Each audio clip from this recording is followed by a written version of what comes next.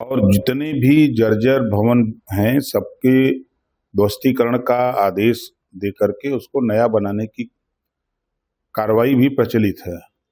तमाम ऐसे भवन हैं जो बहुत लंबे समय के बने हैं, वो पुराने हैं, जर्जर हैं, तो विपक्ष उसी को अपना फोटो खींच करके दिखा रहा है, जबकि बड़े पैमाने पर सरकार ने विद्यालय बनवाए हैं, कॉलेज बनवाए हैं और ITI कॉलेज बने हैं और बना करके सरकार जो है पूरा ध्यान शिक्षा की तरफ की है, ऐसा नहीं है। सर, सीएम योगी ने अखिलेश यादव के परिवारवाद वाले बयान पर टिप्पणी करते हुए कहा कि आपने उनका बयान पढ़ा होगा। समाजवादी पार्टी के मुखिया ने कहा कि हमारे परिवार के सभी लोग सांसद, इसलिए तो सपा बनी हुई है। हमने कहा अब सपा इसलिए सपा है क्योंकि उनको अगले चुनाव में साफ ही कर देगी।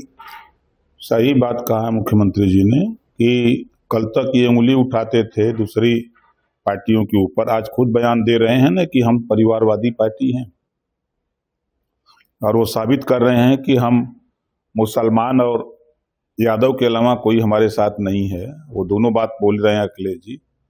और सबका चाहिए और सांसद और बनेंगे सिर्फ यादव और मुसलमान। Sir, Bhajpa MLC doctor Lalji Prasad Nirmal ने सपा प्रमुख अखिलेश यादव पर दलितों के आरक्षण को खत्म करने का आरोप लगाया। उन्होंने कहा कि अखिलेश के मुख्यमंत्री रहते दलितों को सबसे ज्यादा नुकसान हुआ। कि समाजवादी पार्टी की सरकार में जो प्रमोशन में आरक्षण खत्म किया था, उससे लाखों लोग नौकरी छोड़ के चले गए, कुछ आत्महत्या कर लिए और बड़ा नुकसान समाजवादी पार्टी ने किया है। जो एमएलसी साहब कह रहे हैं वो 100% सही है। सर, बीजेपी नेता स्मृति ईरानी ने राहुल गांधी के 33% महिला आरक्षण जल्द लागू करने का समर्थन करने की चुनौती दी। उन्होंने कहा कांग्रेस नेता से पार्टी कार्यालय में वंदे मातरम को पूर्ण बैन कराने की भी मांग की। सही कहा है कि भारत में देखिए, भारत में संविधान से देश चल रहा है। संविधान के दायरे में रह करके ही सबको काम करना पड़ेगा। अगर संविधान से हट के कोई कुछ करता है तो उसके लिए खतरा है। सर, अखिलेश यादव ने कहा आरक्षण सुधार के नाम पर आरक्षण समाप्ति का षड्यंत्र पीडीए समाज के खिलाफ एक और गहरी साजिश है। आरक्षण पीडीए का अधिकार है, किसी की इच्छा का विषय नहीं है।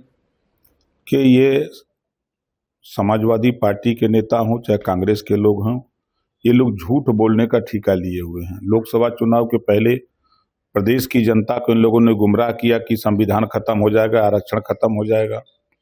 सरकार फिर बीजेपी की बन गई, मोदी जी के हाथों में संविधान सुरक्षित है, आरक्षण भी सुरक्षित है। ये सब सिर्फ गुमराह करके सत्ता से बेदखल होने के नाते सब बौखलाए हैं कि क्या चीज हम बोल दें कि जनता हमको वोट दे दे।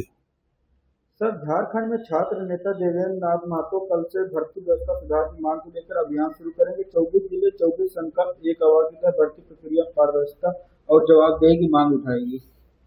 निश्चित है कि अपने अधिकार की आवाज उठाना कोई बुरी बात नहीं है। सर, कश्मीरी घाटी में रह रहे कश्मीरी पंडितों को धमकी देने वाला एक और पद सामने आया। करीब 2 हफ्ते पहले भी ऐसा ही पद सामने आया था। खास बात यह कि इस बार धमकी पद में प्रवासी कश्मीरी पंडितों के घर, नंबर और गली के नाम तक निजी जानकारी दी गई है। अब जानकारी लेके वो करेंगे क्या? अब तो 370 धारा हट गई है, कानून का राज वहां हो गया है, अब वो कोई कुछ नहीं कर सकता है।